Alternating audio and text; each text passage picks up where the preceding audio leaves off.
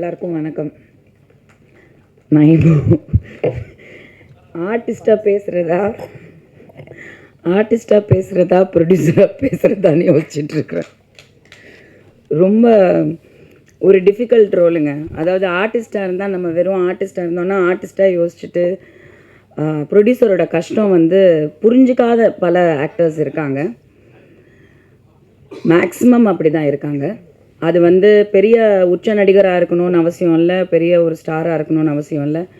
அவங்களுக்கு வேலை வாய்ப்பு கிடைக்கிறதே பெரிய விஷயன்ற சிச்சுவேஷன் இருக்கக்கூடிய ஒவ்வொருத்தரும் கூட ப்ரொடியூசரோட கஷ்டம் எல்லாரும் புரிஞ்சுக்கிறது இல்லை. ஸோ ஃபஸ்ட்டு நான் ப்ரொடியூசராக தான் இங்கே பேசணும். ஏன்னா இன்றைக்கி ஆக்சுவலி நான் என்னோடய படம் ப்ரொடக்ஷன் இந்த வருஷம் திரும்பி I started a film and அதோட படப்பிடிப்பு ஒரு கிட்டத்தட்ட ஒரு 75% தாய்லாண்டில் ஷூட்டிங் முடிச்சுட்டு I came back. So post production work போயிட்டு இருந்தது. அதில் டேட்ஸ் காரணமாக because of the producers council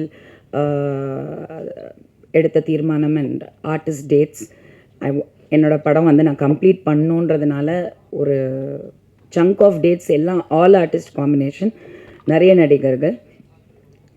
so அந்த சூழ்நிலையில் எனக்கு மண்டேலேருந்து நான் இப்போ ஸ்டார்ட் பண்ணோம். அண்ட் டிஸ்கஷன் தீவிரமாக, because it's like I tend plan it, கொஞ்சம் சேஞ்சஸ் ஆச்சு.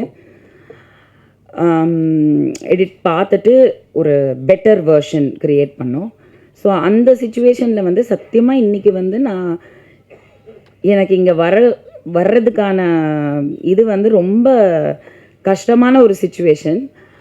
அண்ட் நான் யூஸ்வலாக எல்லா ப்ரெஸ் மீட்டுக்கும் வருவேன். உங்களுக்கு தெரியும், நான் நடிக்கலைன்னா கூட என்னை கூப்பிட்டா ப்ரொடியூசர்ஸை சப்போர்ட் பண்ணுறதுக்கு, டைரக்டர் சப்போர்ட் பண்ணுறதுக்கு ஐ வில் கம்.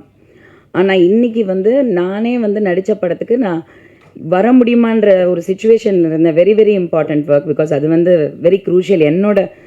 என் பணம் நான் போட்டிருக்கேன், என் பொண்ணு பணம் போட்டிருக்கா.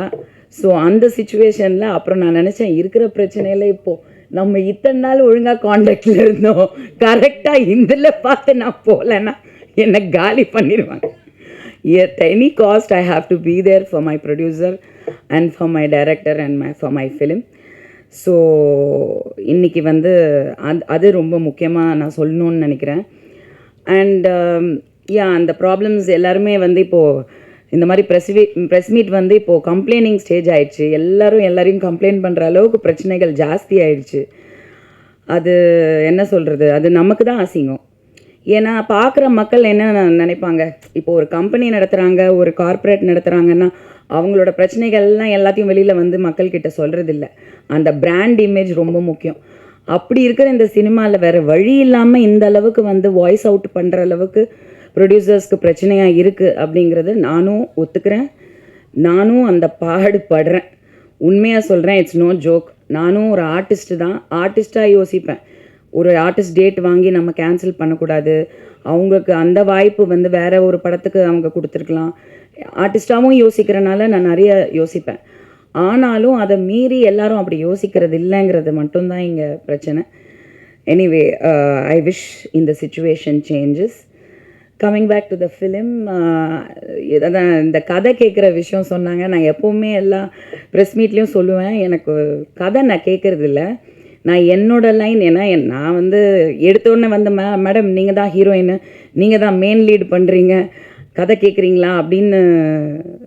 ஆக்சுவலி இப்படி பை மிஸ்டேக் ஆக்சிடென்டலாக கதை கேட்காத ஒரு ஹேபிட் ஒன்லி. என்னோடய கேரக்டர் என்ன, எத்தனை நாள் ஷூட்டிங், ஓகே என்ன கெட்டப், அதில் கான்சன்ட்ரேட் பண்ணி நான் சின்ன படங்களும் ஒத்துக்கிறேன்.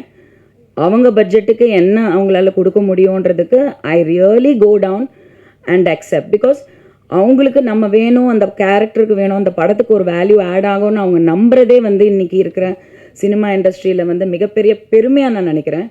ப்ரொடியூசர்ஸை தேங்க் பண்ணுறேன். டைரக்டர்ஸ் நம்மளை அந்த கேரக்டருக்கு செலக்ட் பண்ணுறதே ஒரு மிகப்பெரிய பெருமையாக நான் நினைக்கிறேன். அப்படி இருக்கும்போது அந்த லிஸ்ட்டில் ஒரு சில படங்கள் நான் சொன்னேன், ஐ திங்க் ஒரு ஃபியூ ஃபிலிம்ஸ், அதில் தண்டுபாளையம் ஆல்சோ வாஸ் ஒன்.